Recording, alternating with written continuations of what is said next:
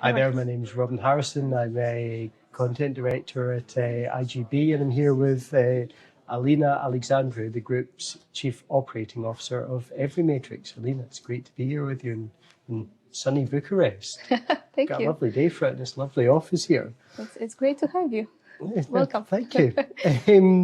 So let's start talking about kind of EveryMatrix's roadmap, because from this media day, one of the things we've heard a lot about is how the business has essentially been modularized and decentralized. And so, but within that, there's a lot of kind of like quite ambitious kind of like growth opportunities, whether that's live casino, if that's kind of odds matrix, lottery engine. But from a group level, talk us through how you kind of go about putting, kind of like overseeing these plans as group CEO and kind of making sure that everything is properly resourced and tooled up to succeed. Well, that's it. The beauty of it is that I don't have to, because in essence, this being modular in terms of architecture and also implementing that in the business organization and how we organize means that we can have people, technical and both commercial leaderships, with actually very specialized in their vertical and sit within the BU where they own their products, they have their own dedicated people to actually deliver against their roadmap. So that's the part which is very interesting to us, because that kind of removes, let's say, the long decision change that you go through in a normal IT organization or software provider organization. Everyone resources, tech resources, which are the most hard to get by when you're trying to do something, all reports to the same, like the one person CTO. So it moves probably much more slow to research something, to plan something, to change that plan. And we in our business, as we know, we have to change plans quite quickly. We have to adapt to regulatory frameworks. We have to adapt to, let's say, new markets being open, new markets increasing or maybe decreasing with time. So we have to be able to do these changes quite rapidly, adapt, be flexible. And I feel and I see that this type of organization is something that allows us to do that. However, there's also things that group functions do. Myself and then my colleague Tim Walls as Scrum Architect, also our CTO. So we manage teams that go across business units. So in that sense, in my function, I mainly oversee project management and the processes that we have to abide by, so we don't go too much on a side, which business units doing their own thing without knowing and without any relation to the others. So it's enough autonomy within the business unit, and they are sized in such way to deliver on their own and to make decisions on their own. On the same time, they also have to deliver on strategic projects. We go across BU. So this is where our group functions come in, to facilitate and mediate that and actually move it through like a common objective that we set. Between ourselves, beginning of the year, the BUs comes and they say, I want to do this. And then we have to align one BU with another and also with what we want to achieve from a strategic point of view.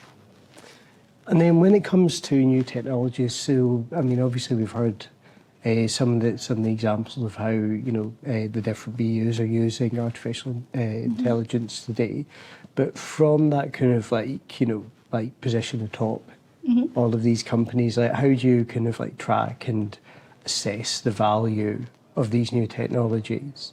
Because obviously, one of the things that I thought was quite interesting is from different perspectives, there's different use cases. So I mean, as these things emerge, how does that kind of group management that you're part of kind of work out where these fit and where it can be deployed and how it can potentially be deployed?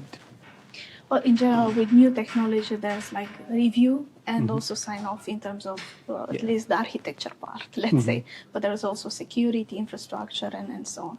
And there are moments or a situation where a BU can lead the way. Maybe they are developing a new feature which uses this technology, and then they can actually make the proof for the others and the demo for the others, and we can leverage their experience to see where else could that be useful. As you mentioned, the AI word, and that's indeed the buzzword of the moment in many businesses and anything tech related, I guess, and others as well. So it's a great example, right? Because on the other hand, we have the product side where we want to include and innovate, also including AI tools. So we might build ourselves, but we might integrate with whatever makes sense.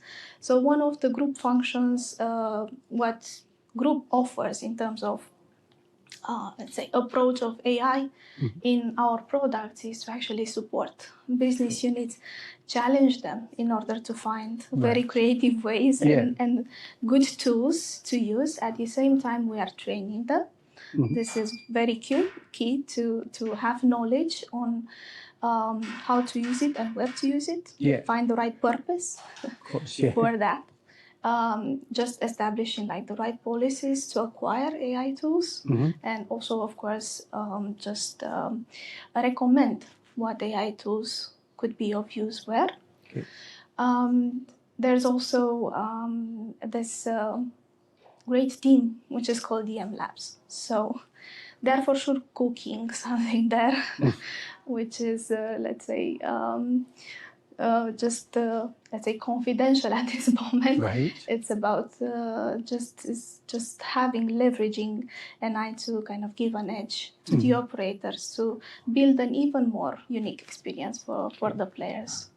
So we definitely see great potential there, and we want to use it.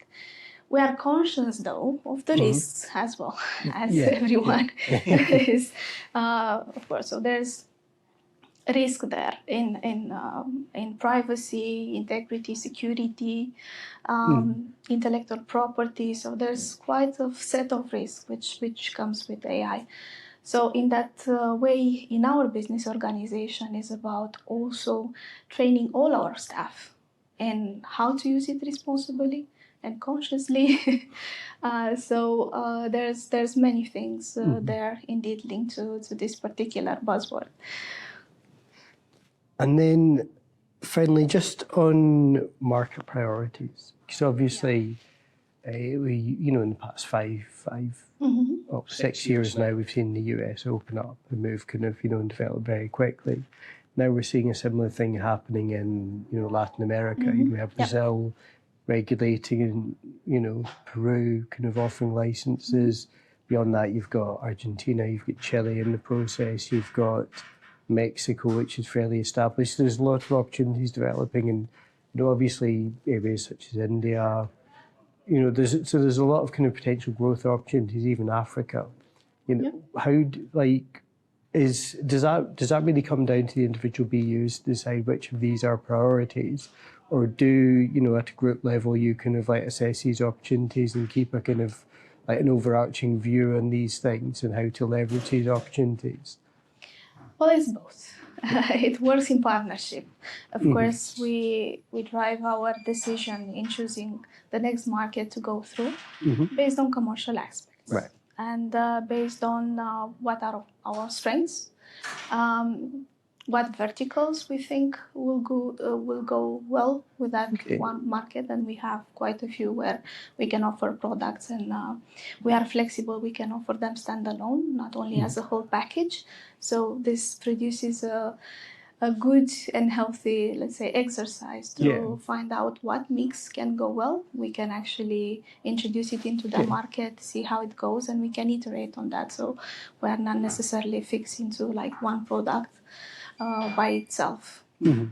So it's definitely driven by commercial and all our technical capabilities, but also, of course, we are leveraging the expertise that we have in business units, where we have specialized people in their field.